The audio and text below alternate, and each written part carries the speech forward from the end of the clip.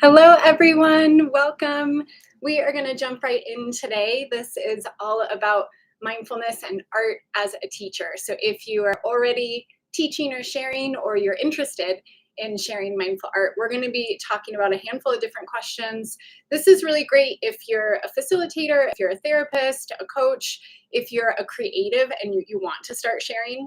So I'm going to be going over some questions I already have. If you also have any questions, please go ahead and put it in the chat. Also, if you can, just give me an idea that you can hear me. So if you want to say hello or where you are in the world, perhaps if you already are a teacher or a coach or a therapist, it would be great for you to share that as well. But I will dive into questions and then I can always follow up on any new ones that come in also. And for anybody that is new to me or to this channel, just very briefly, my name is Cynthia with Mindful Creative Muse, and I've been sharing practices related to mindfulness and art, specifically classes, retreats, and teacher trainings for a handful of years now. So I'm so glad that you're here with me. So again, if you can hear me, just put in the chat hello or where you are in the world, or if you're a teacher or a coach. I'm going to dive right into questions I have. If you have any questions, please feel free to comment along the way. So this first question that I have is from Lydia, and she's asking, she actually is in one of my teacher trainings, and she asked that she's planning her first workshop, and she said, can I call it mindful art and yoga, or do you think that it has to be more specific? So mindful art and yoga, this ties in a little bit actually to the live that I did in last week. So whenever you're finished with this, you can always watch the video last week, which was around themes. So it can always be really great the more specific you can be with your themes as far as what practices you'll be doing, what the intentions or benefits are of that practice, who you're essentially supporting. The more clear you can be with that from the very beginning, either in your emails or sales pages, or if you're doing in-person groups, the more you can share that, the more we can then kind of self-identify and see, oh, that's for me. I'm curious. I'm interested. So I always recommend that. Having said that, you can definitely have your workshop called Mindful Art and Yoga. That is a perfectly fine workshop title. And what I would suggest if you're considering what to name your workshop is to feel into what it is that you're hoping your participants or students will feel at the end of that workshop. Start there. How do you want people to feel through that experience? And then kind of consider backwards, what are ways you can support their experience? So what are some of the mindful art activities or practices or approaches or tools that you've learned or studied that can help support that eventual intention of how you want people to feel at the end of that workshop or a retreat, etc.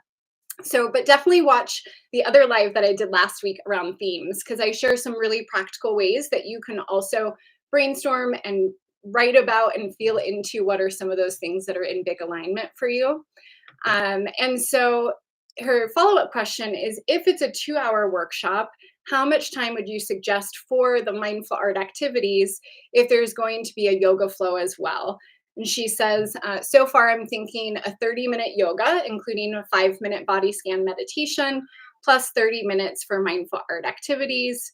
And she says the rest of the other 1 hour will be calling the circle, etc. So this is also a really wonderful question around how we're planning our offerings for the people we're supporting. So whether that's a workshop or retreat or even a one-on-one session, it can be really great to be intentional and mindful about your time together. So what she's mentioning, the calling the circle, so I have an 8-part or 8-step facilitator framework that I always include for my teacher trainings.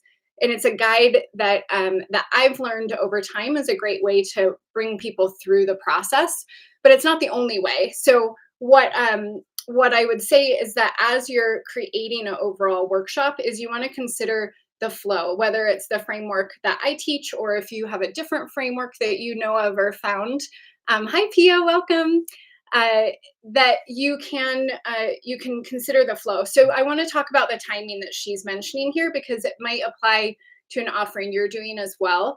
So if you're combining mindfulness, meditation, art, movement, or yoga and you have a lot of different practices. She's mentioning she has a 2-hour workshop. So she has 30 minutes for the actual yoga flow, and then including 5 minutes meditation, and then 30 minutes for the art creating afterwards.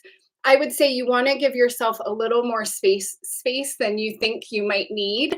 I think one thing I've noticed for myself, but also people I've worked with, is that we tend to want to give our students or our participants everything. We want them to have this magical, amazing experience, especially because we feel really connected to this work.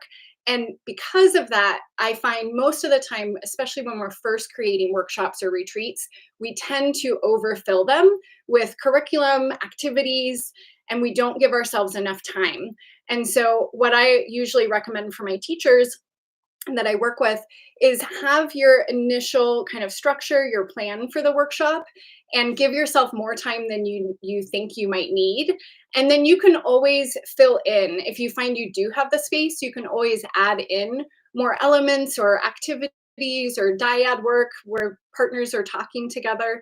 But if you overfill your syllabus or your content or curriculum from the beginning, you might feel stressed, you might feel behind schedule. That's something your participants or students might feel. So less is more. The simple is actually, I think, a profound practice with mindful art and just in general. So in this particular example that she's mentioning with the 2-hour workshop, 30 minutes for movement, 30 minutes for art, and then kind of bookending, I would say to give yourself more space and time for the actual practice itself. And so that might be that she wants to do a 3-hour workshop to cover everything that she's mentioning. It might be that she decides to, reduce down the beginning and end part of that.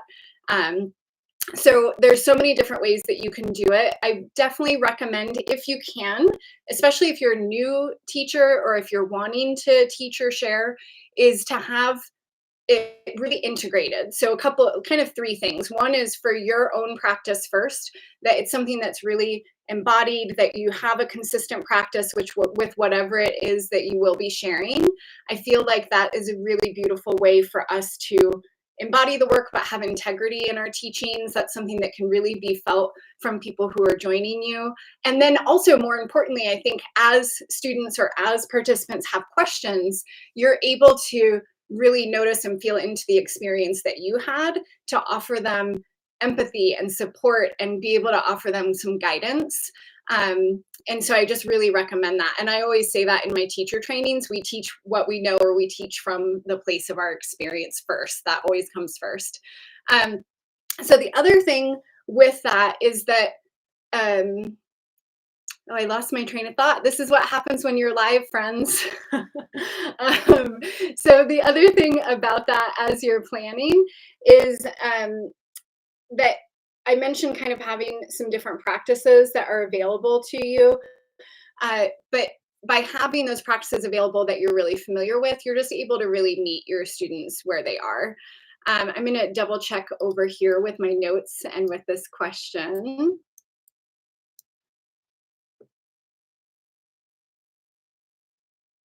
So the other thing that I always like to mention is, a lot of times, especially if you're doing live support or in person, is so much of what you're teaching and sharing is also about the connection in the group, which I also think is really beautiful and is a great way that you can lean into the support of the group. And so that might be, I mentioned dyads. Dyads is just where people are working one-on-one, like in a pair together. There's triads where you can have people working in threes, and then you can also have group shares. And there's particular ways that that I often guide students and teachers on how you can invite conversation, or how you can invite participants to share with each other, that I think is really important. But there's something magical about coming together in a group. So as you're facilitating and sharing, you might be introducing concepts and practices and ideas, but also there's a lot of power in the group coming together. So many of us have past experiences, we have our own past practices, but also we're human. And I think what's really lovely is that we can have the shared experience together, and really witness and see each other as we're sharing. So that's a beautiful role as a facilitator, I believe, is that we're holding that container and that space for people to feel comfortable in their own mindful art expression, as well as potentially sharing with others. And of course, that's always optional. But so I want to share as well. So this other part of the question, and you're welcome to put any questions in the chat or in the follow-up prompts. If you're watching this on the replay, I can always cover it in a different video as well. But this other question is, how many mindful art activities should I offer? They say I'm mostly drawn to body scan drawings and mindful mandalas, drawing to the music and non-dominant hand doodling, and drawing to the breath. And if you don't know what all of those are, no worries. Those are all different practices that I teach and share. But essentially, how many mindful art activities should you have in an offering when you feel drawn to so many different practices, is essentially the question. She was saying, I was thinking for my first workshop that I'd like to teach them a self-care practice that is simple and doesn't require a lot of time, so they can do it every day if they have busy schedules. So I love what she's mentioning also is kind of tied to themes that I talked about last week. So having that clear theme of self-care, she wants it to be really simple, so they're not having to have a lot of materials or a lot of time, and that it's easily in what this is the part I love, that it's also really easily integrated back into their lives when they're done with that practice. So whether it's a 1-hour Zoom workshop or an in-person class or retreat, that we hopefully these are practices as we are sharing that people can then continue on their own as well. So I love that as an intention that she's sharing. So how many mindful art activities to include? Also, that's going to vary. So I want to show a couple of different examples. So I, for the longest time before the pandemic, was teaching intuitive collage workshops in person. I was doing them in groups, and I was bringing all of the materials and supplies, and we would have between 2 to 3 hours for each session. And we only did one particular practice or focus, which was the intuitive collage practice. And the reason why I focused on one when we had such a large amount of time is because that practice itself is really involved. There's a lot of pieces to it. There still is writing and there is group sharing. But that one really requires a bigger container. Whereas, for example, she's talking about having kind of simple, quick practices for self-care. If you're teaching something, let's say drawing to the breath, she talked about enjoying drawing to the music or drawing to the breath. If you're teaching that practice, you can easily share that practice in 1 minute, 2 minutes, 5 minutes, and they can take shorter periods of time, and also they don't require a lot of materials. So in that instance, he or she, they may choose to include a variety. Maybe you have an hour workshop and you're including 5 or 6 different practices, like a buffet style, so people can get a taster of what is available and what they're curious about in mindful art. So I think with a lot of this, it comes down to a few different things. One is with that experience with your own practice, you get a deeper sense of how long do these practices take? What are the materials that are required? How much spaciousness is needed if I'm then sharing with another person? But then also the more that you teach, and this is actually what I was going to say earlier, is that not only having your own practice, but also having practice teaching, I think is really helpful and really important. So you might have practice teaching opportunities in your actual certification program or training or follow up, accountability buddies or groups. So those are things I do in my training. But if you don't have those opportunities in your training or in your practice, you can always connect with friends, with family. If you have students, but it's kind of a smaller group, you could be very honest and open and say that, this is a new practice that you've been exploring and you'd like to share it with them and ask for feedback. I'm huge, huge, huge on feedback. And so always asking, this is something I recommend as well, is always asking for feedback at the end of your session, whether that's a workshop or retreat or a one-on-one session. If you're doing them online, you can include a feedback form that is available online. So I have that included in all of my online courses, because we're always a work in progress and having growth and hopefully integrating some of those steps each time. So your own practice is crucial. Practice teaching and getting that feedback is really helpful as well. And then the other thing I find is that the more that you teach and the more you practice, the more you get that feedback, and then you can fine tune things as well. So, and then you get a better sense of how much can I include in this workshop. The other thing that I think can be really helpful, because it's such a gray area with that question, there's really no right or wrong answer of how many mindful art activities to include in a session. It's so dependent on the materials and the activity and the group size, and your intentions for the group. It's so variable that I think it's really helpful as well, not only to have your own practice and your teaching practice, but also to have some sort of mentorship or supervision. I know is used a lot in the therapy world, but in the mindful art world, it's not really called supervision. It's just more of mentorship or coaching. Having someone who has stepped into that practice already, that is experienced as a teacher, that can offer you specific advice and feedback as well. So I always recommend that also.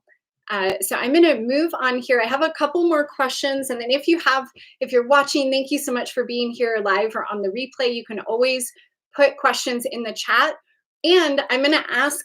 So for our next live Q&A call or session, I would love your feedback on topics. So I'll mention a couple I'm thinking about, and if you want to put in the chat what you vote for or in comments later, I'll do the one that has the highest votes. So for the next one, I'm thinking about art journaling, and that might be as a teacher or as a student. So art journaling. The other one is going to be practices in nature, so art and nature.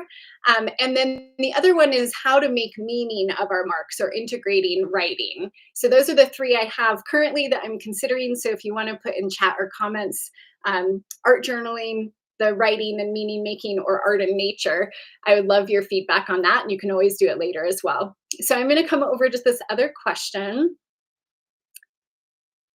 So this one, it's actually a little related. How long should a mindful art session be? And what's the best way to structure it? So we kind of talked about that a little bit. So I'm going to come on to this other question.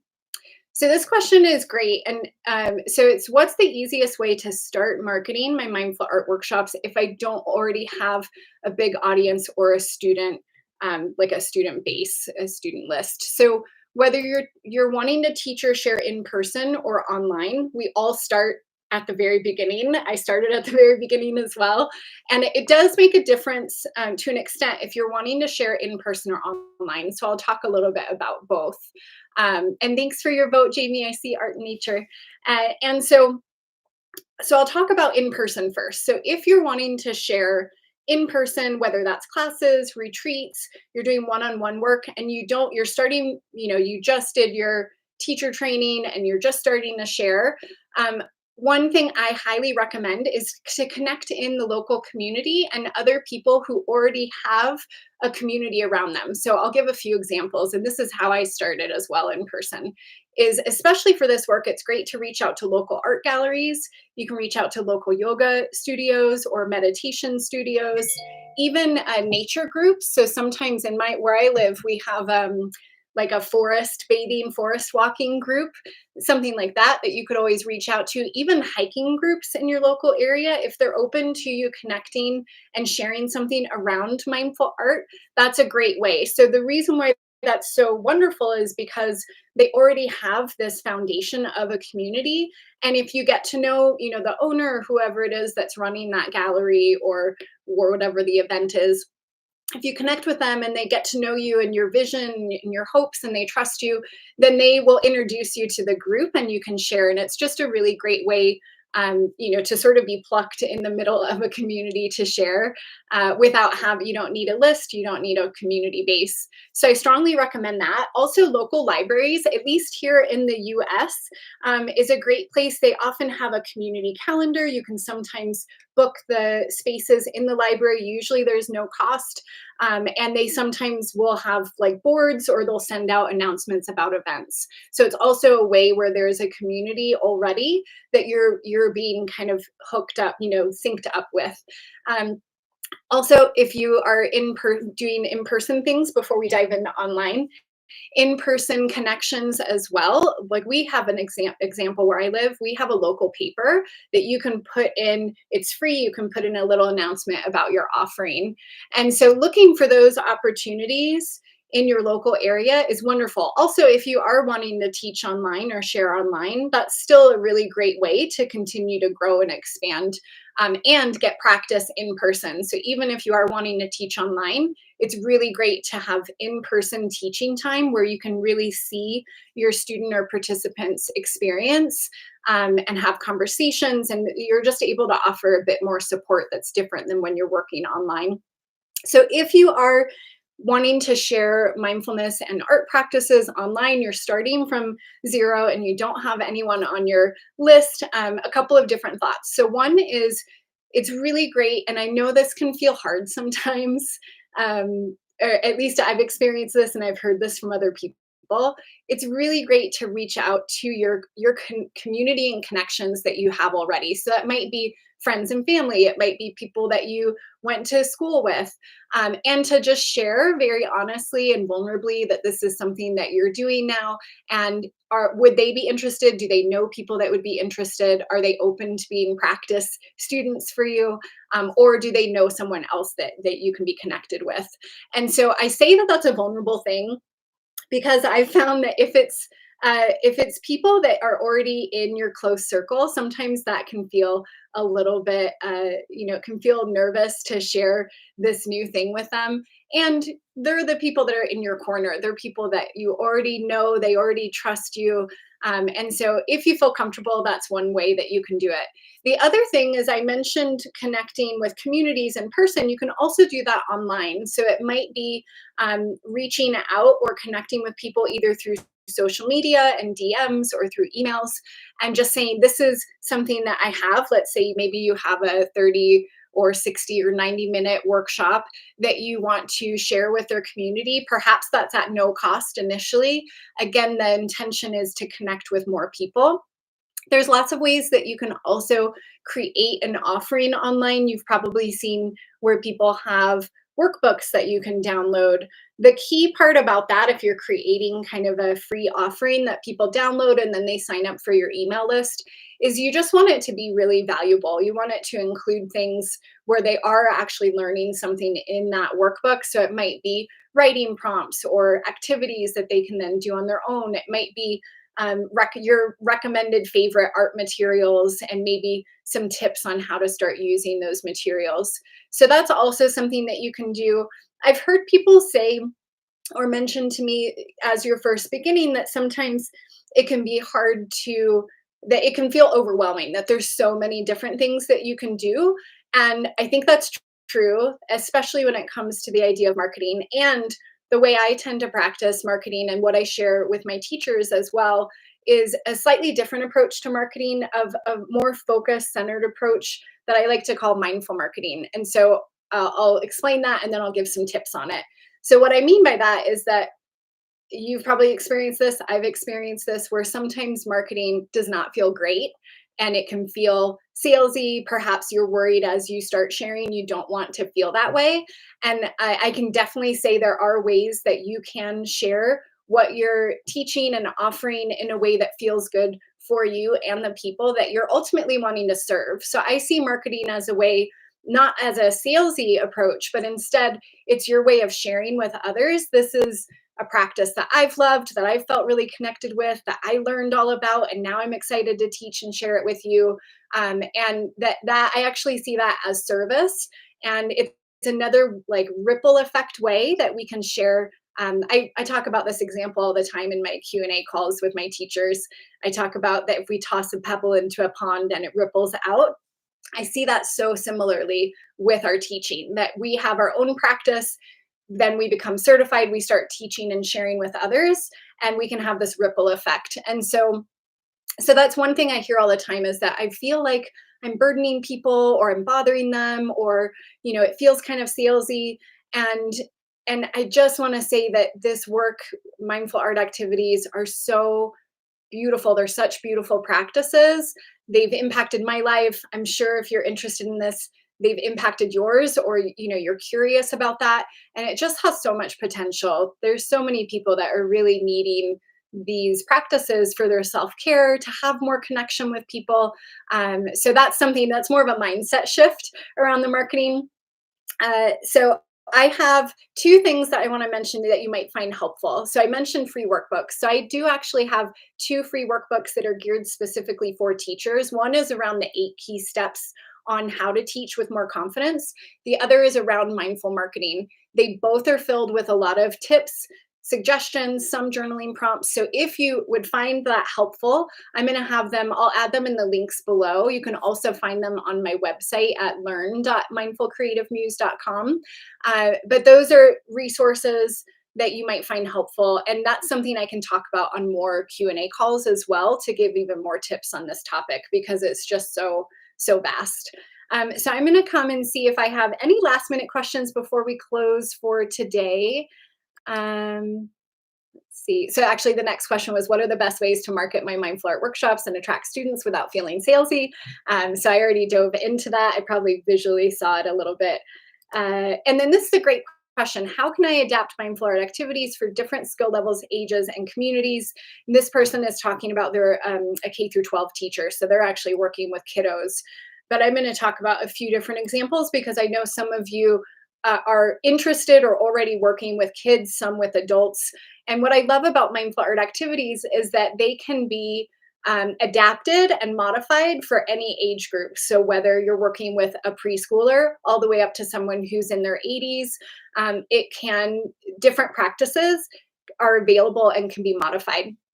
So one thing to keep in mind is that so I'll use the intuitive collage workshops that I did as an example. One thing that I had to consider with the participants is I had a lot of older women that were joining that group in person. And so I had different scissors. Some, some scissors, when you see them, they're really small, and then other ones have larger openings, as well as X-Acto knives and different boards. Because as we age, or even just depending on what you have going on, it might be really uncomfortable or difficult to use scissors depending on the size, or the amount of pressure you might need to press with an X-Acto knife on a board. So I had different tools available. And then I also would always offer as an invitation that you don't even need to use scissors, that you can simply tear with your hands. So different ways that we can modify. Similarly, if we're working with kiddos compared to adults, if we're doing things like using crayons or colored pencils or watercolors, just certain things to keep in mind from the material side is, if you're working with kids, you want them to be water soluble. We don't want them having, I do a lot of work with Sharpies and micron pens. Probably not a good idea to give a little kiddo a permanent marker, unless it depends on where you're doing the practice. But so definitely considering those things with the materials themselves. But then the practices also, so as an example, breath doodles that I teach, which is a combination of mindfulness, the breath, and really simple doodling activities. As a way, they're sort of an anchor. So instead of having only our breath be our anchor, we have this visual of seeing our breath outside of ourselves. I love those practices because those also can be adapted for so many different age groups. So as an example, if you're working with a much younger kiddo, it might be that as a teacher or as a parent, you're doing the tracing for them, as far as syncing it up with their breath. So we do one practice where you're breathing, inhaling, going up, and exhaling, going down.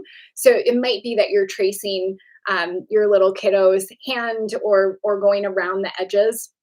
The other thing is that if you're then working with adults, this has different skill levels, ages, and communities.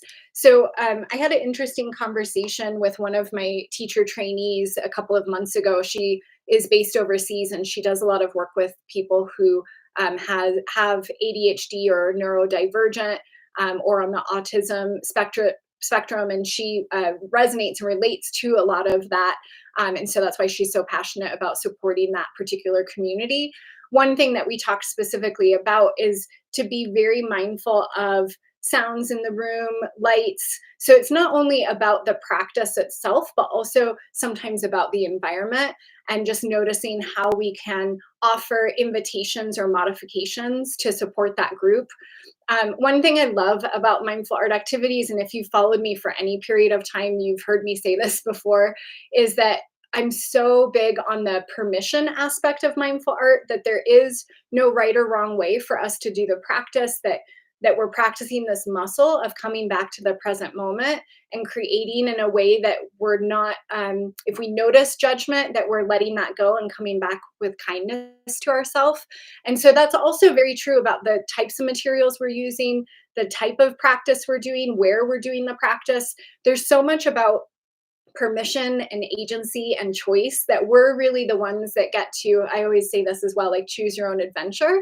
And so again, if you have specific questions around, let's say you are creating workshops or retreats, and you know particular groups that you want to work with and you have specific questions, you're always welcome to put them here in the chat. If you join, I do a monthly Q&A coaching call for teachers where we go in depth. So you can always share that there for more specific feedback. But having specific, if you have a specific idea, having specific feedback or support so you know how to navigate that, I think is really helpful. So I'm going to pause here. If you are just now joining us, if you have votes for our next Q&A call, the themes right now I'm considering are art journaling, art and nature, or making meaning of our marks and writing alongside our journaling. And that might be if you're a teacher or if you're a student. So if you have a preference on one of those three topics, you're welcome to put that in the chat live or comment later. I'm also going to be sending a follow-up survey to my email list. So if you're not on my email, you can always join that at mindfulcreativemuse.com.